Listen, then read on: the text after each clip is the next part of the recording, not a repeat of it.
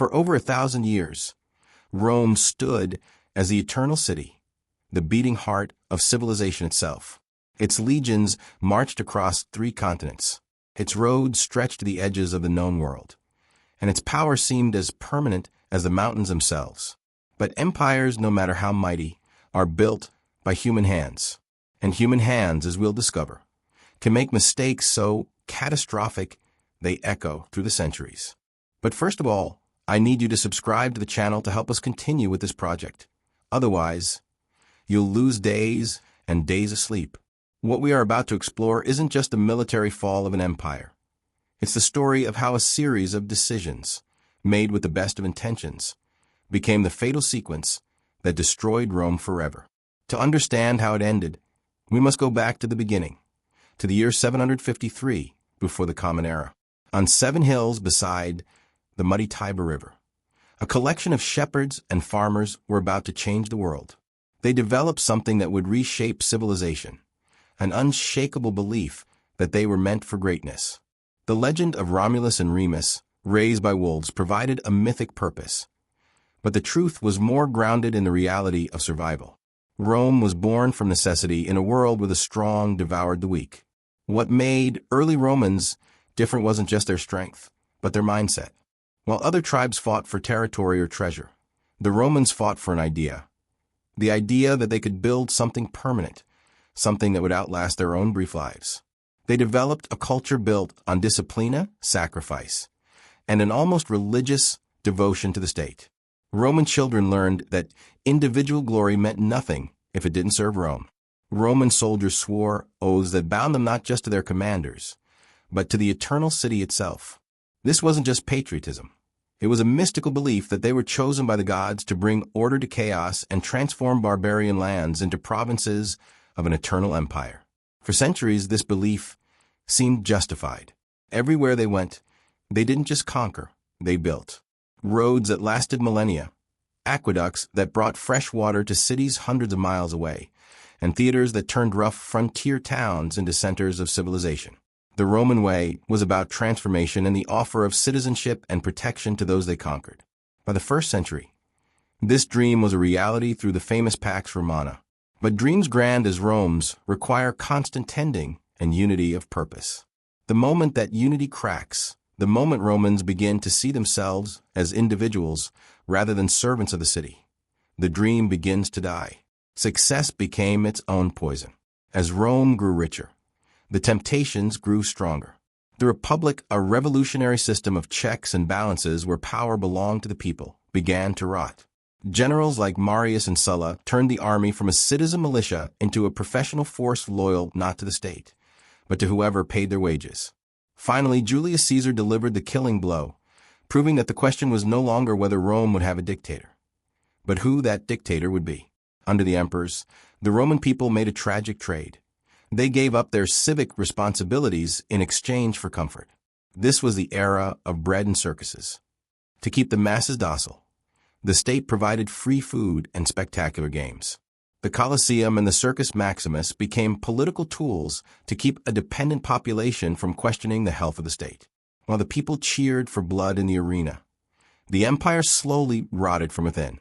The legions, once the terror of the world, were now scattered across thousands of miles of frontier, fighting endless wars against enemies that seemed to multiply. The treasury, once overflowing, was drained by the cost of paying soldiers, maintaining the bureaucracy, and funding the public dole. By the 3rd century, the situation was catastrophic. In just 50 years, Rome had 26 emperors, most of whom died violent deaths. The economy was in ruins, and inflation had destroyed the currency. This was the world that Diocletian inherited in 284. He was a soldier who looked at the chaos and made a decision that seemed like pure genius.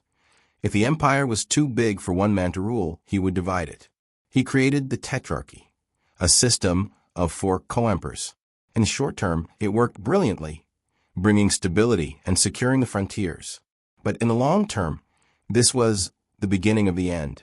In dividing the empire to save it, Diocletian destroyed the very thing that made Rome great. Suddenly, there were 2 Romes, 2 centers of power, and 2 separate destinies. The Eastern and Western has began to develop separate identities and interests. They began to compete for resources and prestige. The integrated economic system of the Mediterranean was disrupted by artificial barriers. The army was also divided, and Roman soldiers soon found themselves fighting other Roman soldiers in civil wars that only served to strengthen their barbarian enemies. This psychological fracture meant that Romans no longer thought of themselves as part of a single cosmic mission. As the empire's population declined due to plague and warfare, fewer Romans were willing to serve in the military. The solution was logical but dangerous. They hired barbarians to do the fighting for them. These Federati were excellent soldiers, but they lacked any deep loyalty to Roman civilization. They were mercenaries who fought for pay and land. By the 4th century, the Roman army was Roman in name only, but barbarian in spirit. It became a state within a state, increasingly alienated from the civilians it was supposed to protect.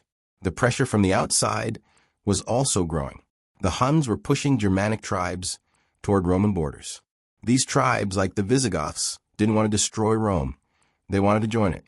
But Roman corruption and the failure to integrate these new peoples led to disaster.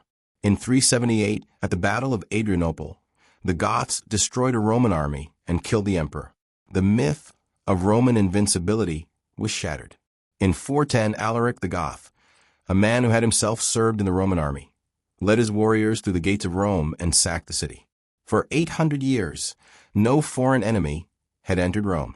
The psychological shock was devastating.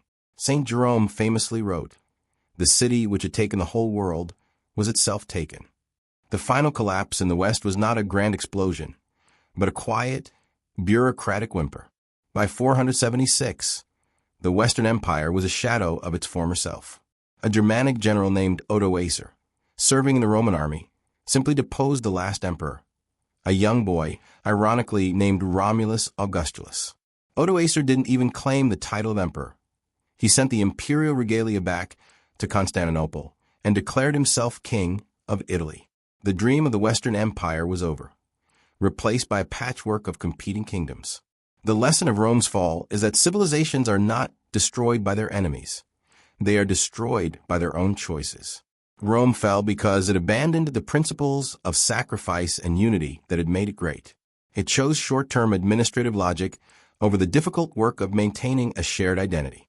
It traded the birthright of citizenship for the temporary comfort of bread and circuses. Diocletian's division was a rational response to a crisis, but it was a fatal mistake because it institutionalized fragmentation. As we look at the ruins of the Forum today, we are reminded that unity is strength and division is death. The fall of Rome is a permanent warning that even the mightiest human achievements are fragile. It reminds us that the greatest danger to any civilization comes not from the barbarians at the gates, but from the internal decay of the spirit and the loss of a common purpose. Rome divided itself to save itself, and in doing so, it ensured its own destruction. The eternal city fell because it stopped believing in its own eternity, and its story remains the ultimate testament to the price of a fatal mistake.